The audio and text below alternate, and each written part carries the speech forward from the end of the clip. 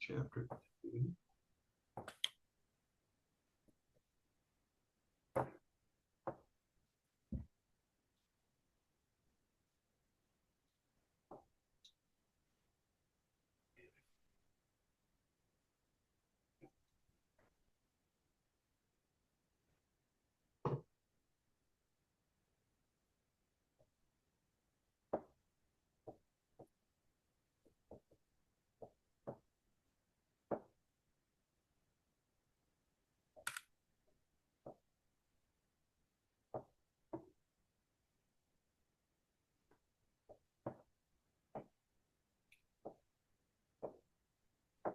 All right.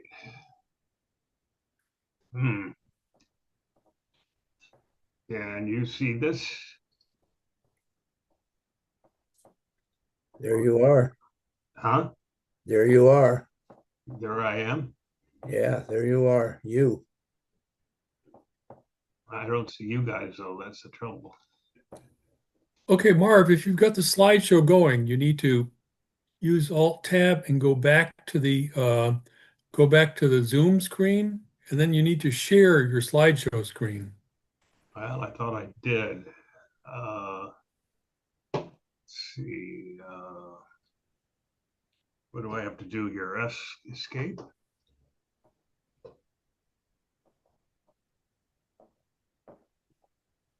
All right, share. Ah, there we go. Uh-huh. Okay, now There we're it is. seeing the slide program and not the slideshow. Yeah. All right. I'm gonna get into that.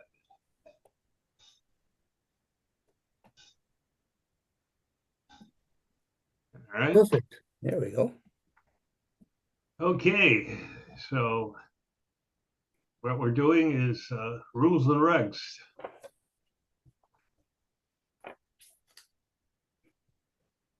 Starting with the regulatory agencies that govern us.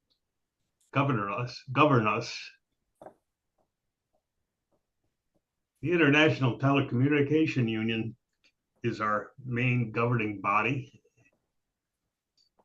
and it's responsible for all international radio regulations.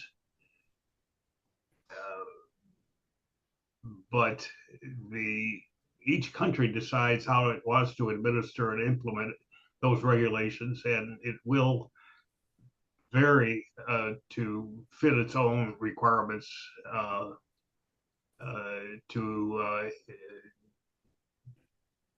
to match what it feels its own needs. So it may impose additional regulations, as long as it doesn't conflict with the ITU rules. So there's three administrative regions. Uh, the individual regions have their own effects on amateur and frequency allocations, and individual country allocations can also vary. So this is how the world is divided into regions. Region one is um, well, Africa, uh, big Western Europe, essentially, and the Middle East.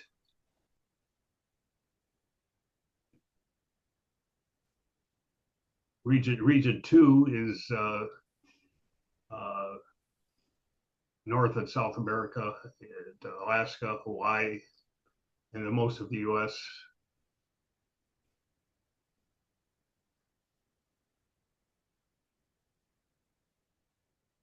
Now, we're governed by the Federal Communications Commission,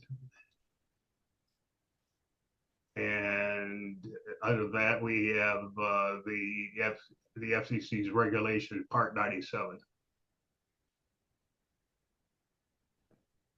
You could get to that by going to the ARRL.org, Part 97 amateur radio. And So the FCC is charged with writing and administering the rules for the U.S. amateurs. And their jurisdiction covers all U.S. states, possessions, territories, and U.S. flagged vessels and international waters. Now, which would include some U.S. territories in Region 3, like America, Samoa, Guam. And these have the same rules as amateurs in Region 2.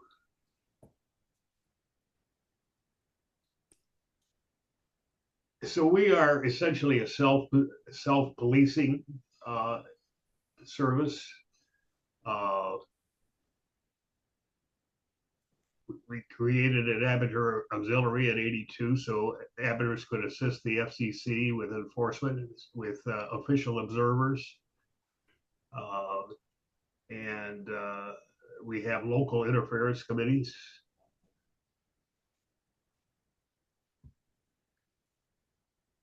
But we changed that to a volunteer monitoring program in 2018. The VMP is made up of volunteer amateurs monitoring the airwaves for rules or violations.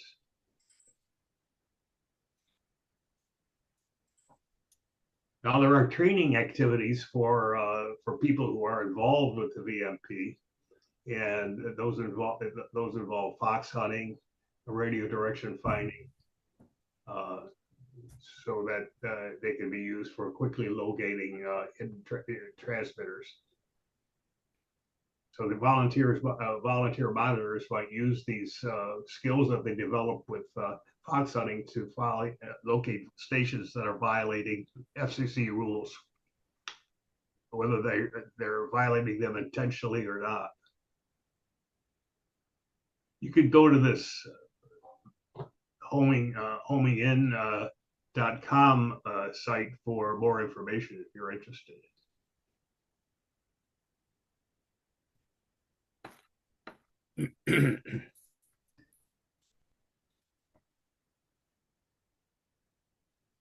Another regulatory agency is the FAA, the Federal Aviation Administration. And they have jurisdiction over antenna structures more than 200 feet high and within 4 miles of the public use airport or heliport. And they must register as such structures with the FCC. There are local building authorities, and local building codes may apply to towers and antennas.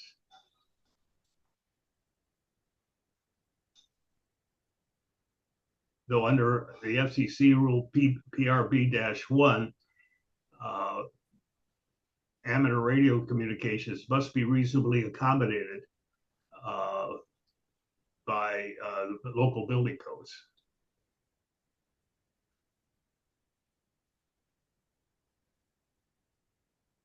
In other words, your local township or city can't just arbitrarily say that, they're not going to allow towers or antennas. They have to reasonably accommodate your usages.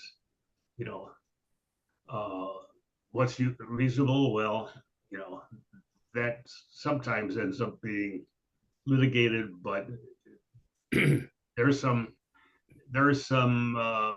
quite a bit of information on that and what is reasonable. A 50-foot tower is reasonable.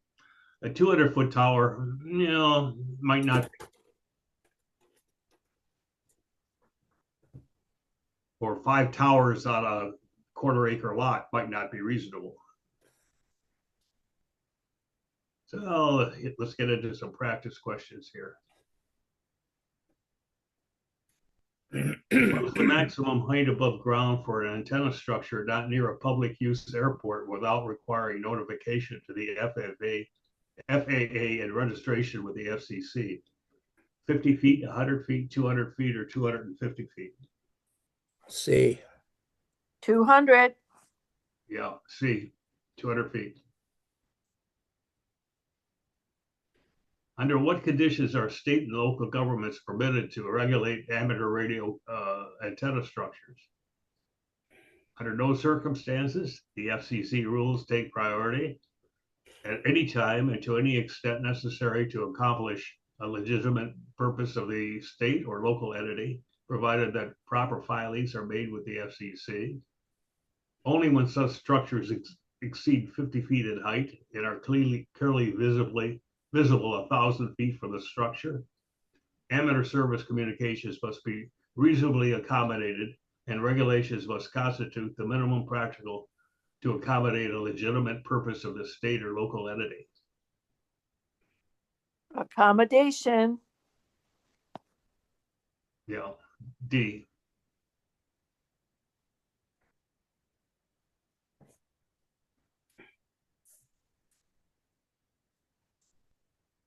When operating a U.S. station by remote control from outside the country, what license is required of the control operator? A U.S. operator primary station license, only an appropriate U.S. operator primary license and a special remote station permit from the FCC, only a license from the foreign country as long as the call sign includes identification of portable operation in the U.S., a license from the foreign country, and a special remote station permit from the FCC.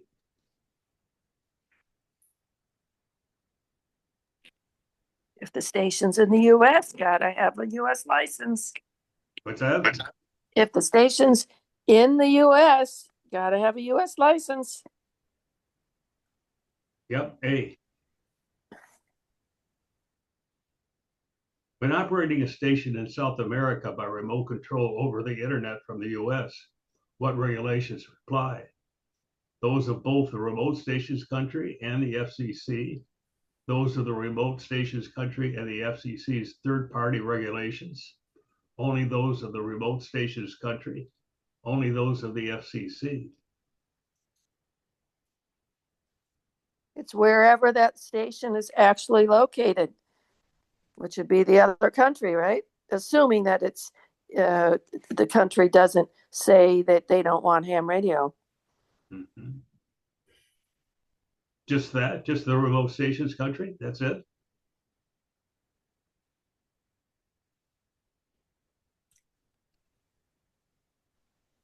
If the station's in the other country, Yeah, only those of the remote stations country.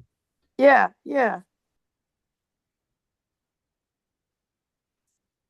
The frequency allocations of which ITU region apply to radio emitters operating in North and South America?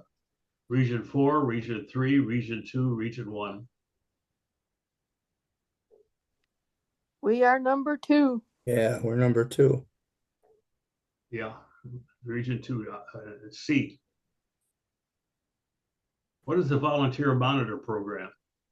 Amateur volunteers who are formally enlisted to monitor the airways for rules violations, amateur volunteers who conduct amateur licensing examinations, amateur volunteers who conduct frequency coordination for amateur VHF repeaters, amateur volunteers who use their station equipment to help civil defense organizations in times of emergency. A.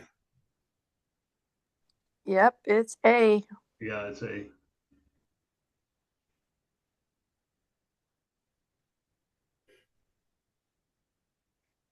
Which of the following are objectives of the volunteer monitor program? To conduct efficient and orderly amateur licensing examinations, to provide emergency and public safety communications, to coordinate repeaters for efficient and orderly spectrum usage, to encourage amateur radio operators to self-regulate and comply with the rules. How about D? Yeah. Yep, it's complying with the rules and self-regulation. Yeah.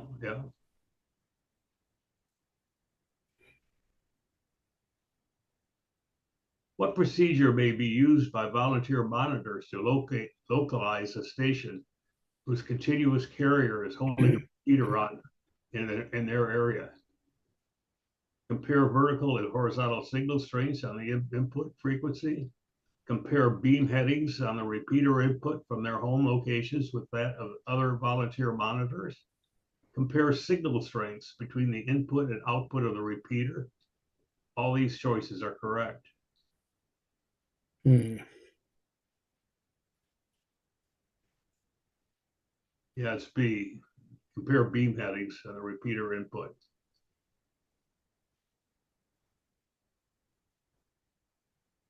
Okay, so let's get into volunteer examiner rules. The volunteer licensing program is administered by the volunteer examiner coordinators, the VECs. The VECs have an agreement with the FCC to coordinate examinations, and they have accreditation requirements. They be accredited. They be accredited by a VEC, be at least 18 years of age, hold a general class or higher license, have never had their license expended or revoked, pass a multiple choice open book exam.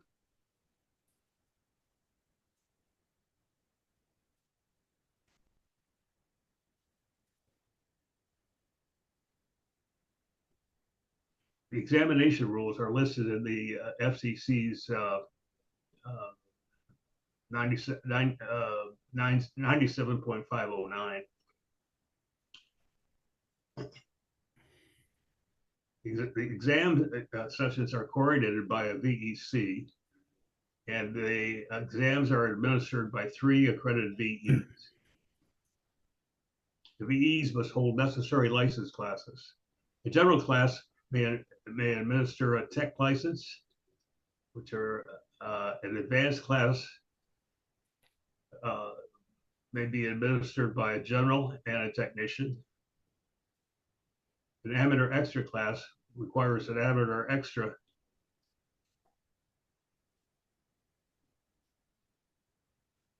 An amateur extra can administer amateur extra, general, and tech license.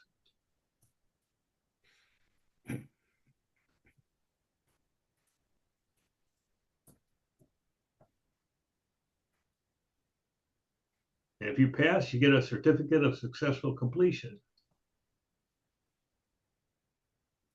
which is good for 365 days until your new license arrives, or you're listed in this FCC database.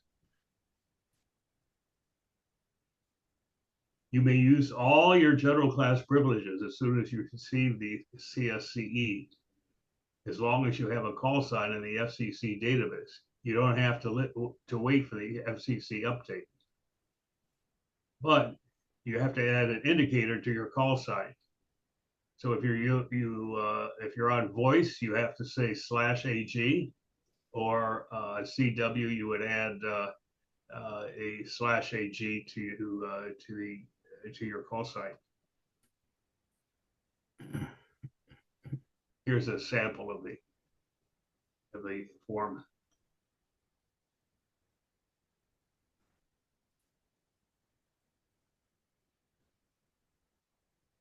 As of 2019, amateurs with expired licenses could receive credit for exam elements already passed. If you pass element 2, the tech exam, and provide documentation for previously held general, advanced, or amateur extra licenses, you will be credited with having passed those written exam elements.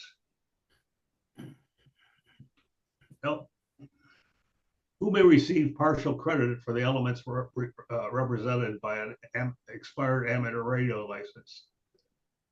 Any person who can demonstrate that they once held an FCC issued general, advanced, or amateur extra license that was not revoked by the FCC.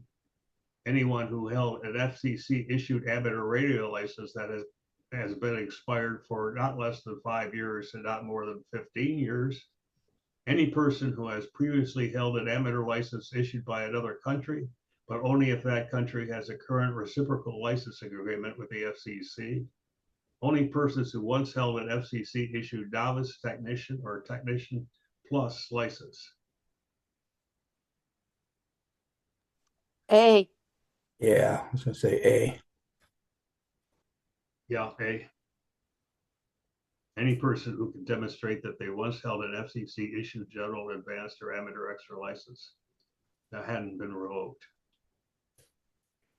What license examinations may you administer as an accredited volunteer exam holding a general class operator license? General and tech?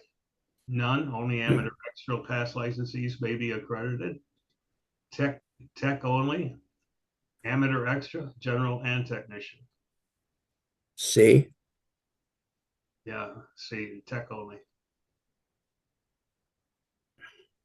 On which of the following band segments may you operate if you are a technician class operator and have an unexpired certificate of successful completion for general class privileges? Only the technician band segments until you upgrade to until your upgrade is posted in the FCC database. Only on the technician band segments until you have a receipt for the FCC application fee payment. On any general or technician class band segment. On any general or technician class band segment except 30 meters and 60 meters. C, Charlie. Yeah, C. Really? On any general or technician class band segment. Who must observe the administration of a technician class license examination? At least 3 volunteer examiners of general class or higher, at least 2 volunteer examinations of general class or higher, at least 2 volunteer examiners of technician class or higher, at least 3 volunteer examiners of technician class. A. Yeah, A. Yep, it's A. Yeah. 3 volunteers of general class or higher.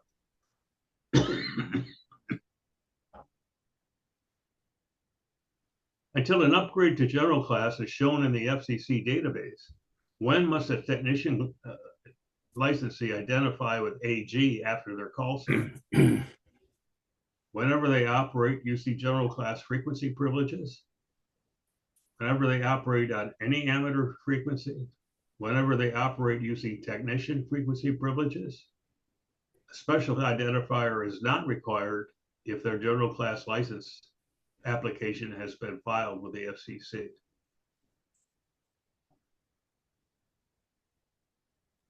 A. Yes, A. Volunteer examiners are accredited by what organization? The FCC, the Universal Licensing System, Volunteer Examiner Coordinator, the Wireless Telecommunications Bureau. C. A. Well, we have A and C.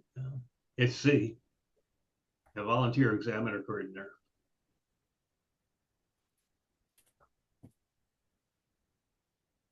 Which of the following criteria must be met for a non-US citizen to be an accredited volunteer examiner? The person must be a resident of the US for a minimum of 5 years. The person must hold an FCC granted American amateur radio license of general class or above. The person's home citizenship must be in ITU Region 2. None of these choices is correct. A non-US citizen cannot be a volunteer examiner.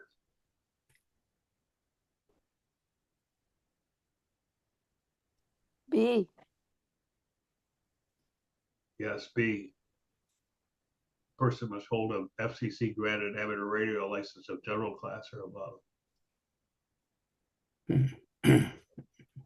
How long is a CSCE valid for exam element credit? 30 days, 180 days, 365 days, for as long as your current license is valid. C. C. Yes, C, 365 days. Which is the minimum age that one must be to qualify as an accredited volunteer examiner? 16 years, 18 years, 21 years, there is no age limit. B. Yes, B, 18 Same years. as getting a draft card.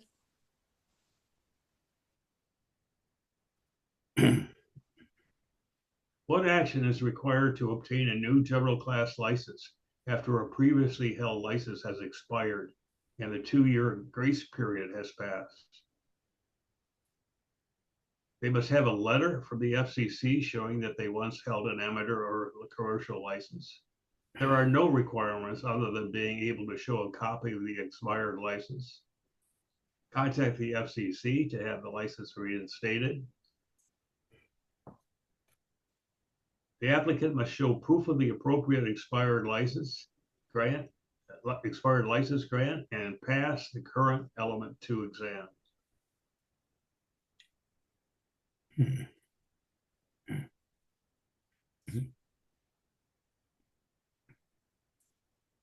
I'm gonna shoot for I B. think it's D, Bra- isn't it? Bravo. No, maybe Delta. That's D. Okay. They must show proof of the expired license grant and then pass the current element 2 exam. Okay, control operator privileges and rules.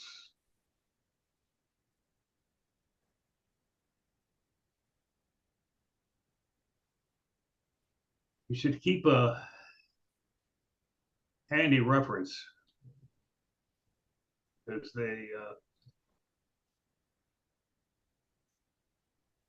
sometimes it just seems to kind of, it's easy to forget where you're supposed to be and what privileges you have and where. Because you should check to make sure you're within the proper segments before transmitting. It's easy to screw up.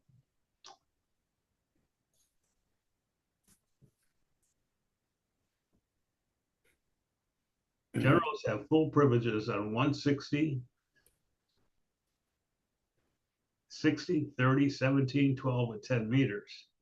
But there are portions of the 80, 40, 20, and 50 meters where generals cannot transmit.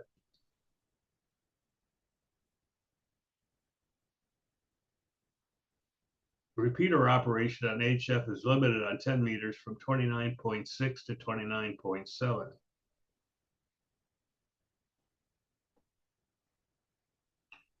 There are 2 HF bands that have special regulations. The 60 meters only permit channelized operation on upper sideband, CW, and certain digital modes with power limit of 100 volts effective radio power. 30 meters permits only CW, RTTY, and data signals with limits of 200 watts PEP.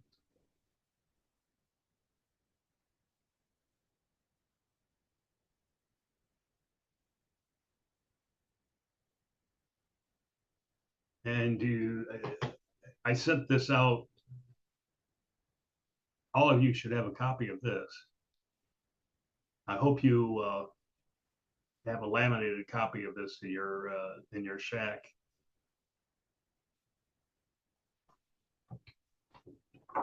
Here's mine.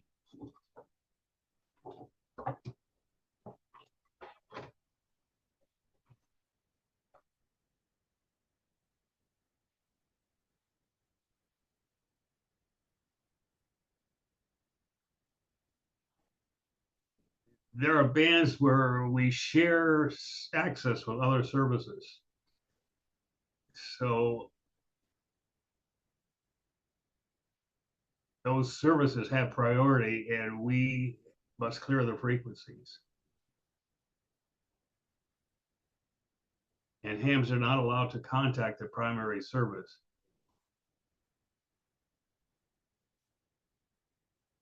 For example, hams share part of the 13 centimeter spectrum with Wi-Fi channels, but amateurs may not communicate with unlicensed Wi-Fi stations.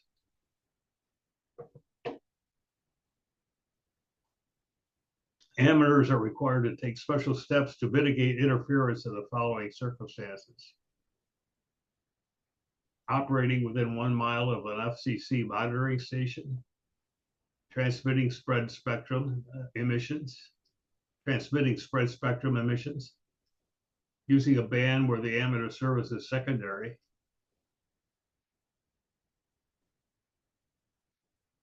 beacons. And these are used for observation of propagation and reception and related activities. They're useful on the HF bands, VHF, and UHF bands. The rules are contained in 97.203. So there's no more than one signal in the same band from a single location, and they're limited to 100 watts output.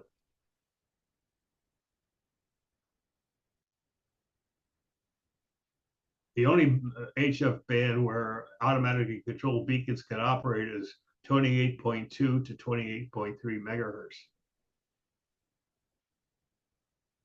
And if you go there, you can hear them.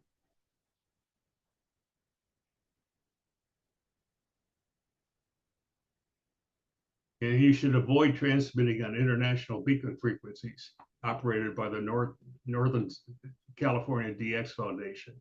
You should look, when you get a chance, go to this website, ncdxf.org. It's an interesting site to go to and check it out.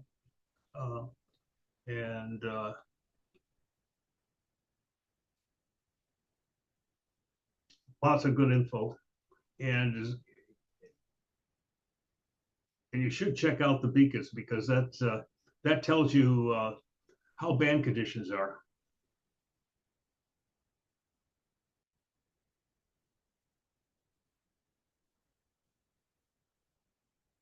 And this is a summary of essentially of the frequencies of the various bands.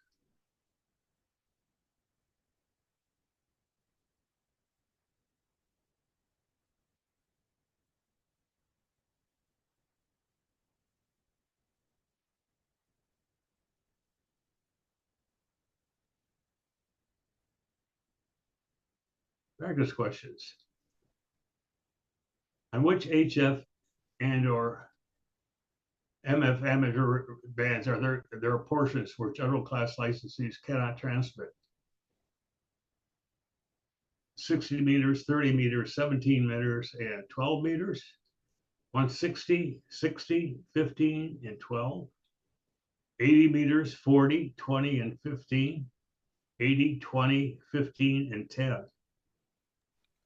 Charlie.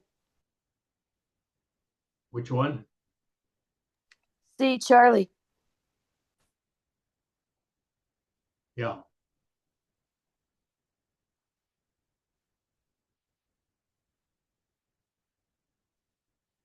On which of the following bands is phone operation prohibited? 160, 30, 17, or 12? 30. Yeah, that'd be B. I like 30 meters. I spent a fair amount of time on 30 meters. On which of the following bands is image transmission prohibited? 160, 30, 20, and 12. 30 must be only CW and RIDI, right? Mm-hmm. Yeah, B, 30 meters.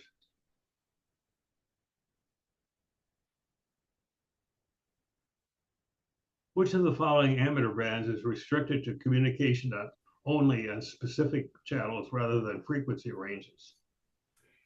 11, 12, 30, or 60 meters? 60. Yeah, 60. Yeah, that's D, 60 meters.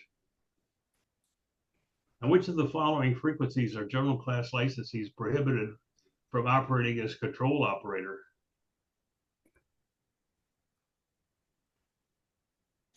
7.125 to 7.175, 28 to 28.025, 21.275 to 21.330, 21.300, all of the above. I think it's all of them, isn't it? What's that? Isn't it D? No, actually it's A. Hmm.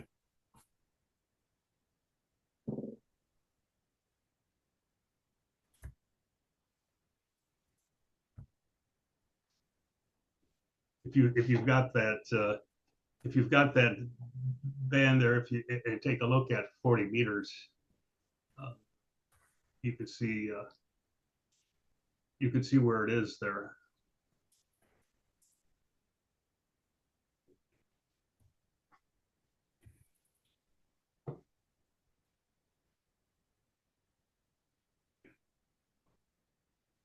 Remember, in one of the earlier sessions, I talked about that. You got to be careful when you're, when you're maybe in a contest or something like that, and you're at 7.175. It'd be easy to you'll be hearing people below that 7.175, and you think that that you can operate down there. And it's easy for us because we'll be hearing Canadians down there, and it'd be easy for you to be operating out of band privileges.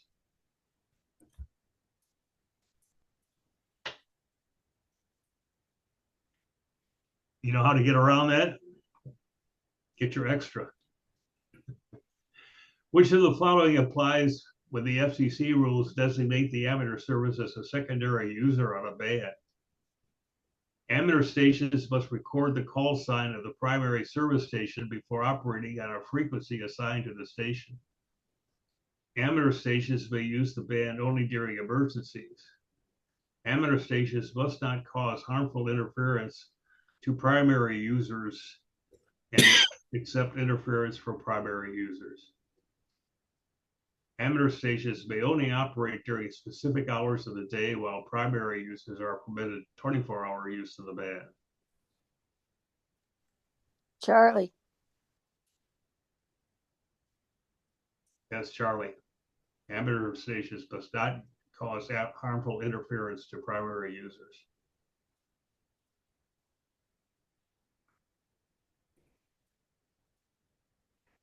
This is an issue with 30 meters. But not too much. It isn't too bad.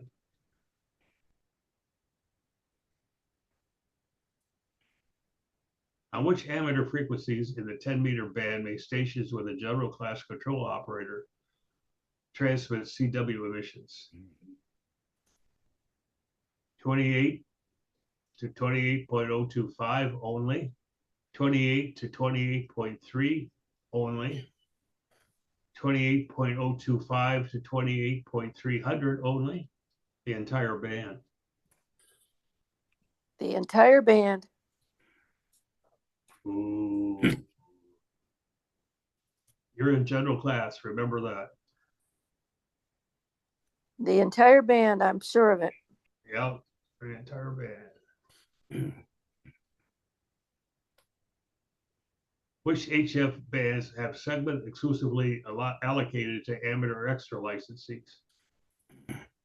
All HF bands, 80, 40, 20, and 15 meters. All HF bands except 160 and 10 meters. 60, 30, 17, and 12. Bravo.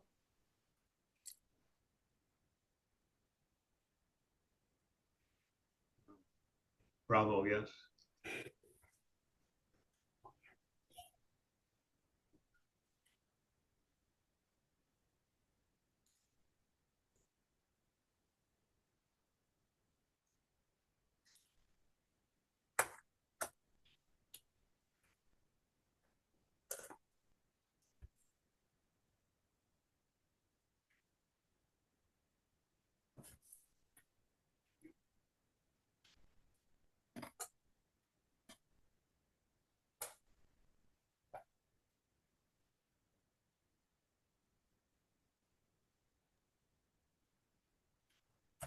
Looks like Mark froze up.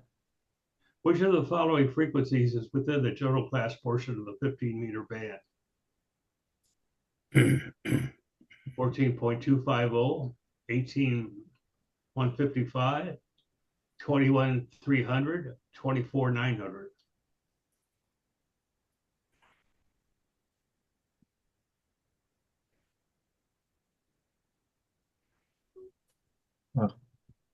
Bravo. No, Charlie. Yeah.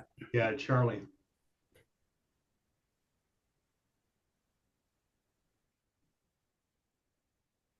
What portion of the 10-meter band is available for repeater use? The entire band, the portion between 28.1 and 28.2, the portion between 28.3 and 28.5, the portion above 29.5. Bravo.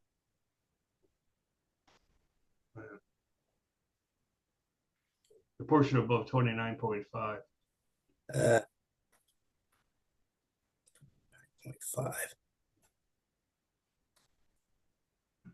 When general class licensees are not permitted to use the entire voice portion of a band, which portion of the voice segment is available to them?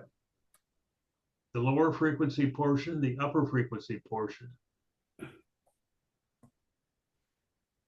The lower frequency portion on frequencies below 7.3 megahertz and the upper portion on frequencies above 14.15 megahertz. The upper frequency portion on frequencies below 7.3 and the lower portion on frequencies above 14.150. Bravo. Bravo, yes.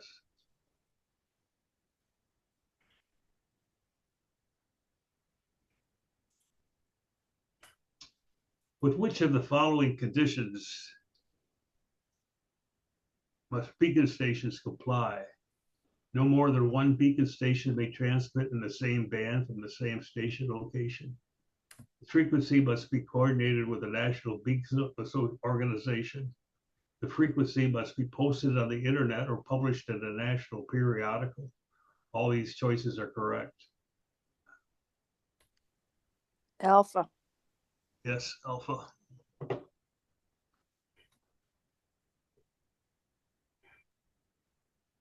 Which of the following is the purpose of a beacon station as identified in the FCC rules?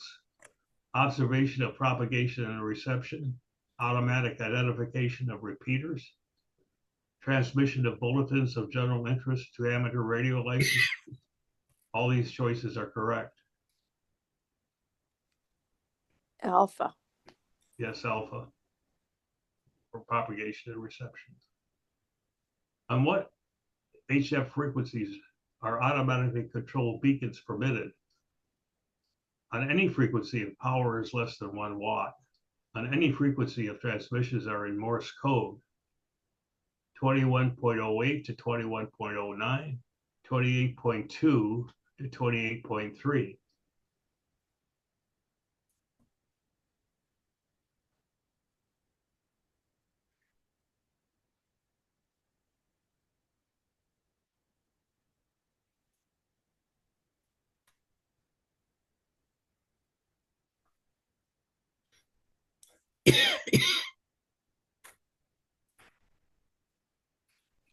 I've been doing a lot of practice tests and I have not seen that one anywhere.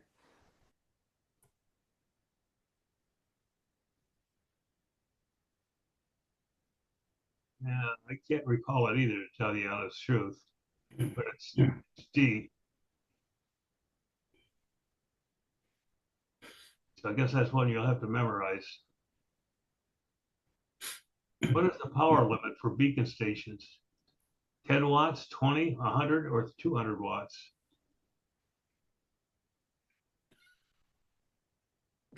100. Yeah, 100 watts. Let's see.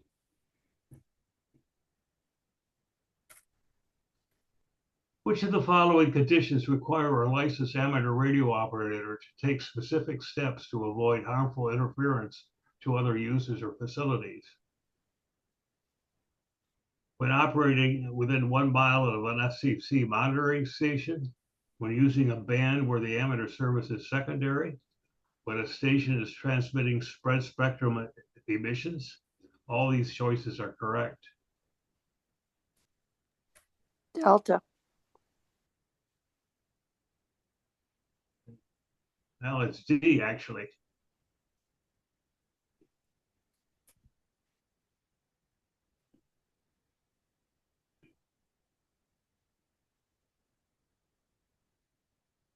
In what part of the 2.4 gigahertz band may an amateur station communicate with non-licensed Wi-Fi stations? Anywhere in the band, channels 1 through 4, channels 42 and 45 through 45, no part. E, Nowhere. Yeah, it's D, no part.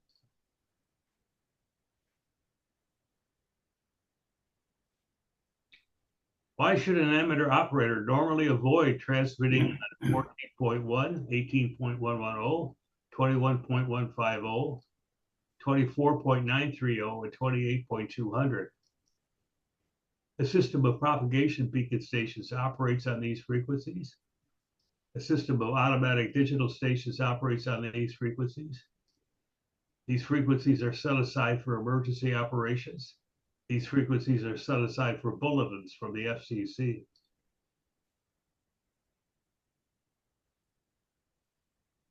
let's try alpha. Yeah, alpha. Beacon station. System of propagation beacons Yeah, operates on these frequencies.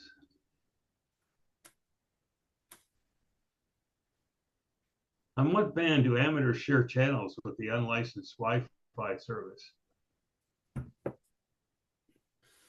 432, 902, 2.4 gigahertz, 10.7 gigahertz. 2.4. Yeah, C, 2.4. All right, we get into third-party traffic here.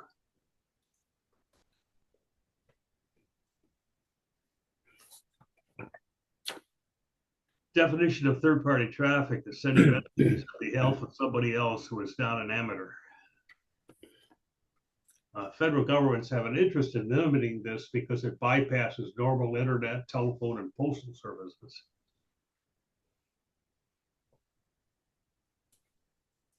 But the FCC recognizes the value and wants people trained to provide effective emergency communications. So handling the third-party messages is called passing traffic.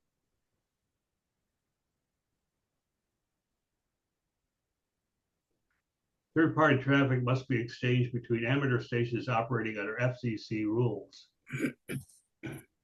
So the non-commercial and it must be non-commercial and either be personal and unimportant or relating to emergencies or disaster relief.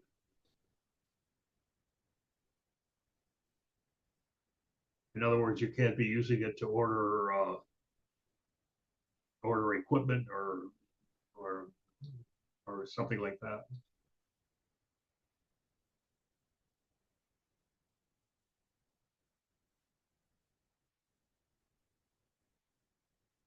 Third party is the person or the entity on whose behalf the message is being sent, or an organization.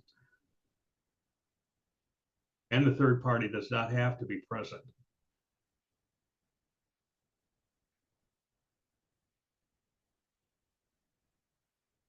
And the traffic cannot be exchanged on behalf of an amateur whose license has been suspended or revoked.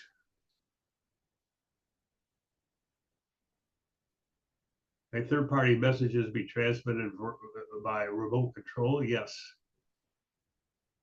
Under the same circumstances in which third-party messages are permitted by FCC rules.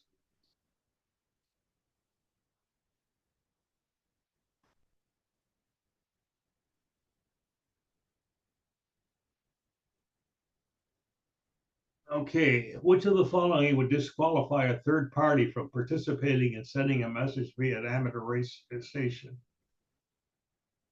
The third party's amateur license has been revoked and not reinstated. The third party is not a U.S. citizen. The third party is speaking in a language other than English. All those choices are correct. Alpha. Yes, alpha. Third party's amateur license has been revoked and not reinstated. What are the restrictions on messages sent to a third party in a country with which there is a third party agreement? They must be related to emergencies or disaster relief. They must be for other licensed amateurs. They must relate to amateur radio or remarks of a personal character or messages relating to emergencies or disaster relief. The message must be limited to no longer than 1 minute in duration, and the name of the third party must be recorded in the station log.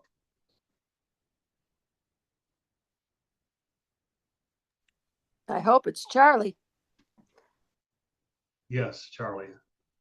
It has to be related to amateur radio or remarks of a personal character or messages related to emergencies. When may third-party messages be transmitted via remote control?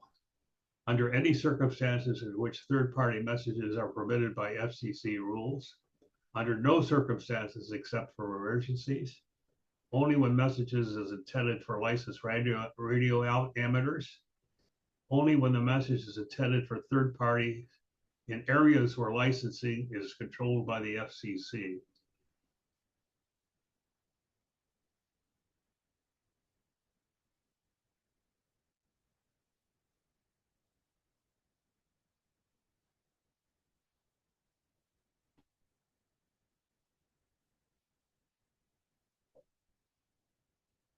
A little tricky.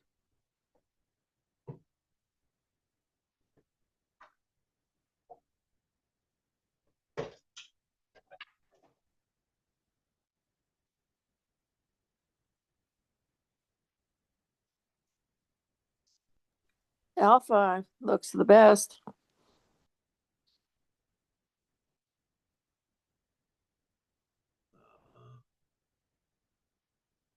Let's see here.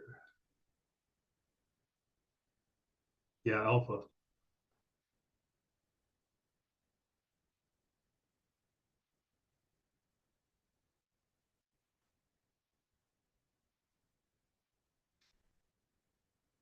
Well, it's 8 o'clock. You want to take a break for a few minutes? Sounds like a good idea to me. All right.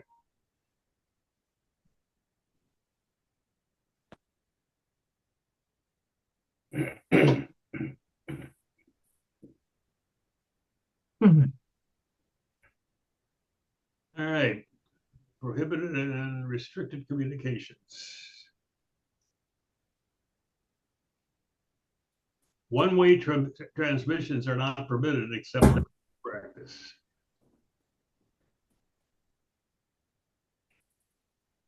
So you can't retransmit a broadcast except for weather or propagation predictions.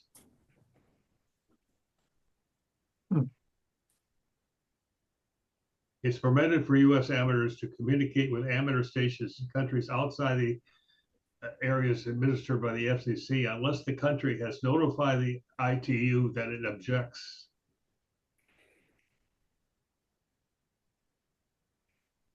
And you can't use codes that are intended to obscure meanings of messages. That's prohibited.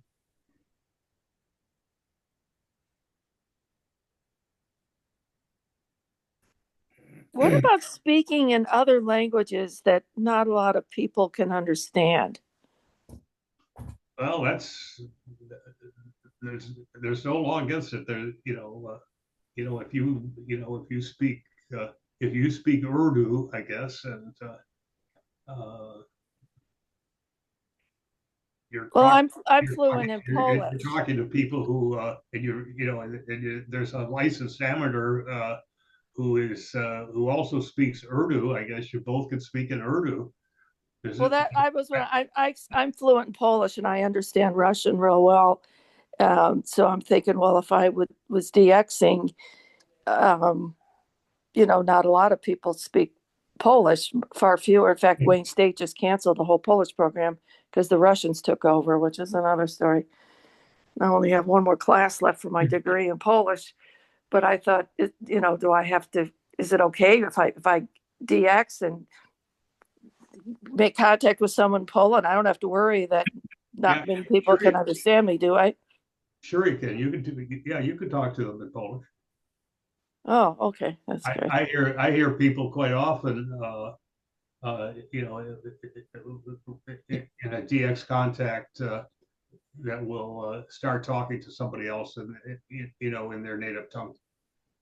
But what if you're doing it because there's someone else that you think is listening and you don't want them to know what you're talking about? Well, you can't be sure that they don't understand it, or that somebody else will be listening in. So it doesn't make any difference, That's true. I mean, there's not like there's any privacy. It's still prevented, as long as you're not speaking in some code that deliberately intended to obfuscate, what you're talking about. Gotcha. All right. On terrestrial crossband repeaters that receive signals on one frequency band and transmit on another band, such transmissions are permitted if the control operator of the repeater transmitter that operates on the HF band has a general class license or higher. Well, right back into practice questions. Which of the following transmissions is permitted for all amateur stations?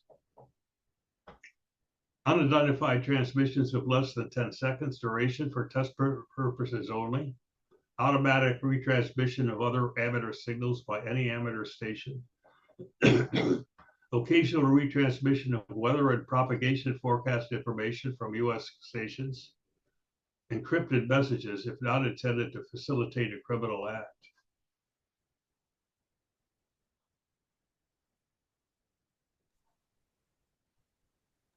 Well, I know you can't have encryption.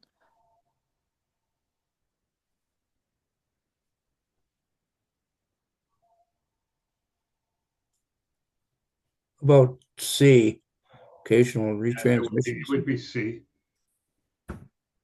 That's the only one that fits this. Which of the following one-way transmissions are permitted?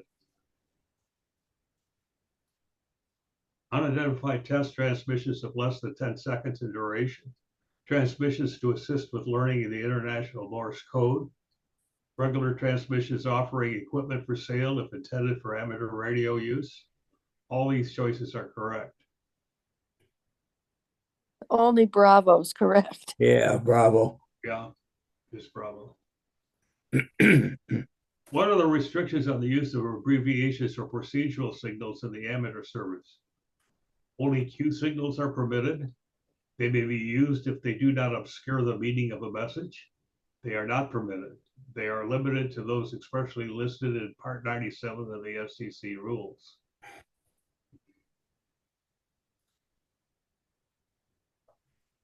I think it's Bravo. Yeah, bravo. They may be used if they don't obscure the meaning. When is it permissible to communicate with an amateur stations in countries outside the areas administered by the FCC? Only when the foreign country has a formal third-party agreement filed with the FCC. When the contact is with amateurs in any country except those whose administrations have notified the ITU that they object to such communications. Only when the contact is with amateur licensed by a country in which is a member of the United Nations or by a territory possessed by such a country. Only when the contact is with amateurs licensed by a country which is a member of the International Amateur Radio Union or by a territory possessed by such a country. Bravo. Yeah, bravo. When the contact is with amateurs in any country except those whose administrations have notified that they object to such communications. When may a 10-meter repeater retransmit the 2-meter signal from a station that has a technician class control operator? Under no circumstances, only if the station on a 10 meters is operating under a special temporary authorization allowing such retransmission. Only during an FCC declared general state of communications emergency. Only if the 10-meter repeater control operator holds at least a general class license.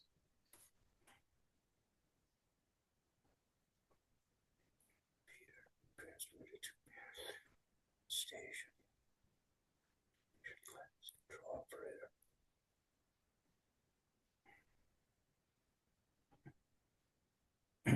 Yeah, it's Delta, isn't it? Yes, Delta. Only if the 10-meter repeater control operator holds a general class license.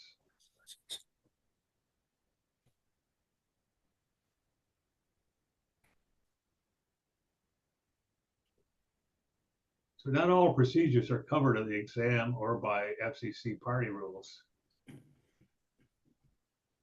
Amateurs set day-to-day operating standards. While the FCC reserves the right to rule on what isn't good engineering and good amateur practice. And you'll find these in the ARR handbook, the antenna book, and on club websites. I believe I sent you a thing on amateur radio ethics and operating procedure. Did I not? Early on in the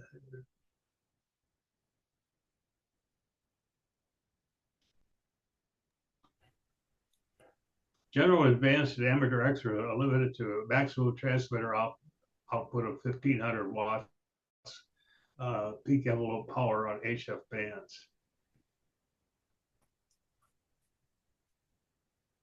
There are two Q signals for indicating power level. QRP, which is a reduced power or indicates I am using less power, usually 5 watts or less, and QRO, which is I'm using high power or increased power. There are two maximum power restrictions on AHF. There's a 200 watt PEP on 30 meters and 100 watt PEP with respect to halfway dipoles on 60 meters with a maximum bandwidth of 2.8 kilohertz.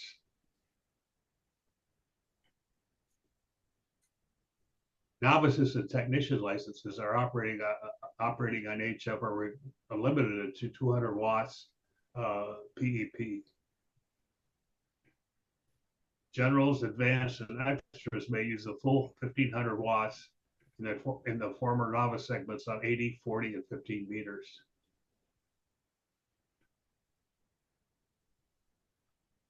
Since spread spectrum creates a noise-like signal that can affect other users, the output power limit parameters for SS signals is 10 watts. And we are required to use the minimum power necessary to carry out the communications that we're trying to do. Who or what determines good engineering and good amateur practices as applied to the operation of an amateur station in all respects not covered by the Part 97 rules? The FCC, the control operator, the IEEE, the ITU. A. Yeah, it's a weird question, but it should be the FCC Yeah, it's A. because it says not covered by, the 97 out of the CFR, but that kind of, it's just a weird question. What is the maximum transmitting power an amateur station may use on 10.140 megahertz? 200, 1,000, 1,500 watts, or 2,000 watts?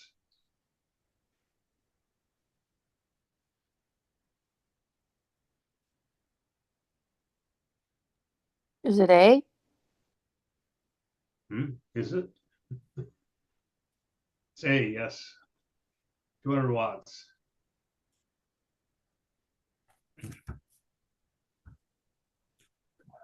What is the maximum transmitting power an amateur station may use on the 12-meter band? 50, 200, 1,500 watts. An effective radiating power equal to 100 watts from a halfway dipole.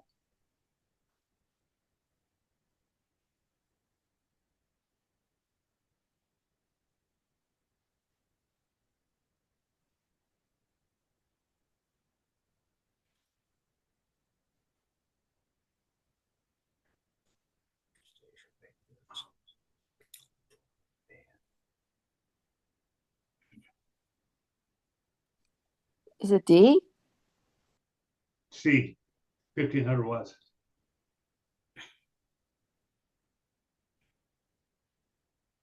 What is the maximum bandwidth permitted by FCC rules for amateur radio stations transmitting on US upper side USB frequencies in the 60 meter band.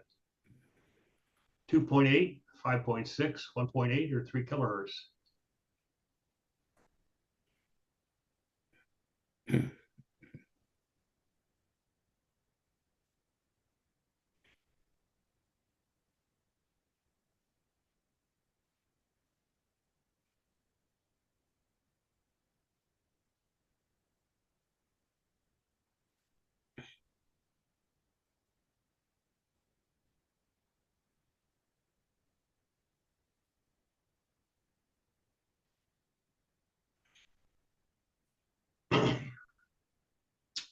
Well, it's A. No 2.8, clue. Don't know. 2.8 kilohertz. What is the limit of for transmitter power on the 28 megahertz band for a central class control operator? 100,000 watts, 1,500 watts, 2,000 watts.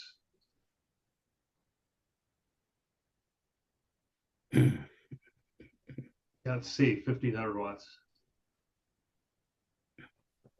What is the limit of transmitter power on the 1.8 megahertz band? 200, 1,000, 1,200, or 1,500 watts?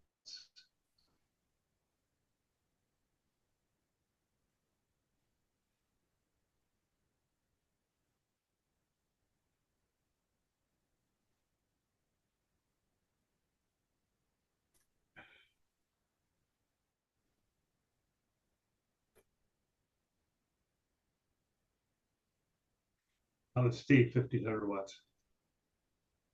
What is the maximum power limit on the 60 meter band? 1,500, 10 watts?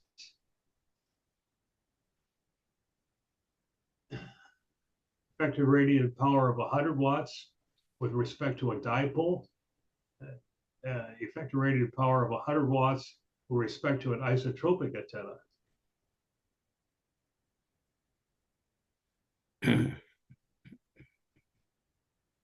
C. 100 watts with respect to a dipole. Why are 30 meters and 60 meters kind of weird? What's that? Why are 30 meters and 60 meters kind of, more restricted and weird? I don't know the answer to that. It's probably because it's been negotiated for some reason or other. They're newer bands too, Marv. They didn't come around until the 90s or so. And I think the 30 meters shared. I don't know about that 60. Yeah, 60 meters is shared with the military. Yeah, I think A number of other countries have got regular allocations where, between upper and lower frequencies, but the United States is one of those that still only has specific channels. Yeah, some countries have 4 meters too, I think. Yep. We don't have that. What measurement is specified by our FCC rules that regulate maximum power? RMS output from that transmitter, RMS input to the antenna, PEP input to the antenna, PEP output from the transmitter.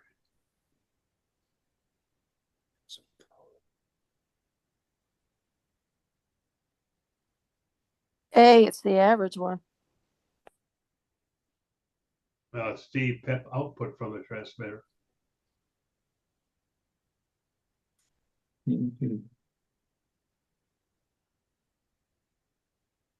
What is the maximum PEP output allowed for spread spectrum transmissions? 100 milliwatts, 10 watts, 100 watts, 1,500 watts. Really low, isn't it? Will it be Bravo? That's Bravo, 10 watts. What is QRP operation? Remote piloted model control, low power transmission operation, transmission using quick response protocol, traffic relay procedure, net operation. Bravo. Yeah, low power transmission Low operation. power. B.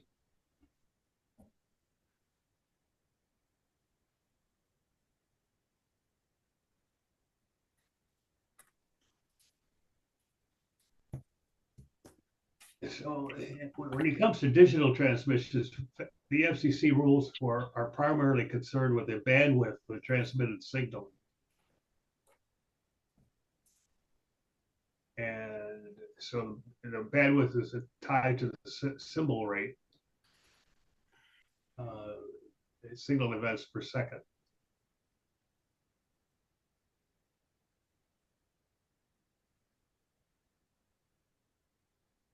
As the size of the emitter bands increases with frequency, the faster, wider signals are allowed. At 33 centimeters, 902 megahertz and above, there is no limit except for the band edges themselves. So there'll be some question. There'll be a question or two referring to this. So 160 through 12 meters, the symbol rate would be 300 baud. The bandwidth would be, a kilohertz. So, at 10 meters at 1200 baud rate, the bandwidth would be a kilohertz.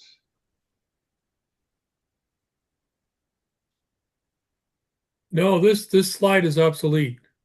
Oh, yeah.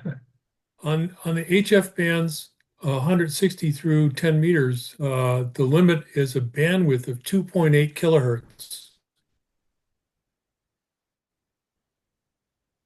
Oh, Oh, That changed a couple of years ago. And I think that the questions have changed, and shame on us for not catching this.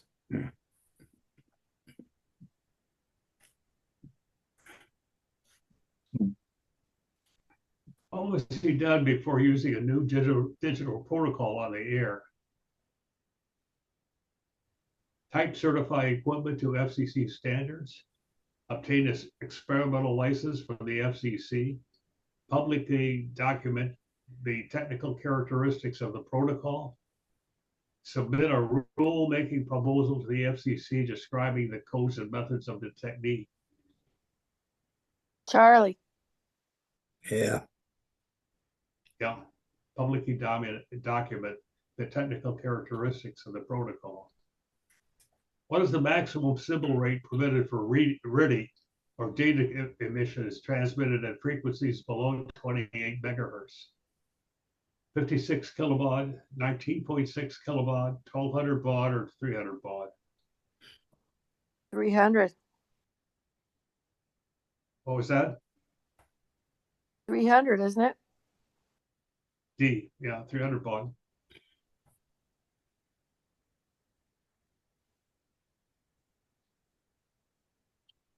At my first modem, I remember that's all it would do. Oh, I screwed this one up. What is the maximum symbol rate permitted for RTTY or data on the 10 meter band? Well, I've already jumped that. That was 1200 baud. oh, So that's it.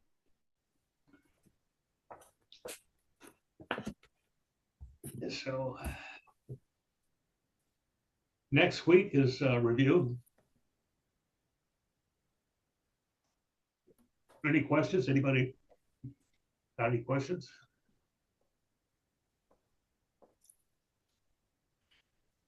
Can't think of anything right now. You were kind enough to answer mine already, so I appreciate that.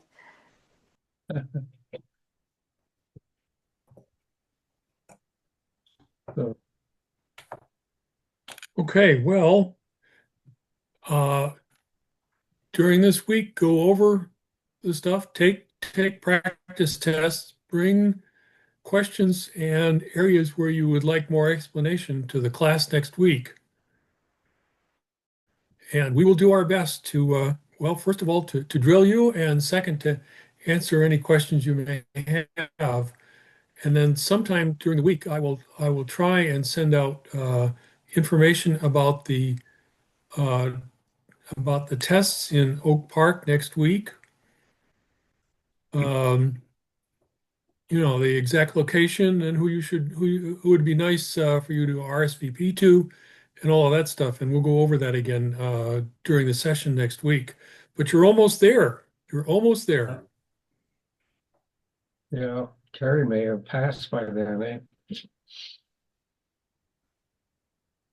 I've done hundreds of practice tests in the past week.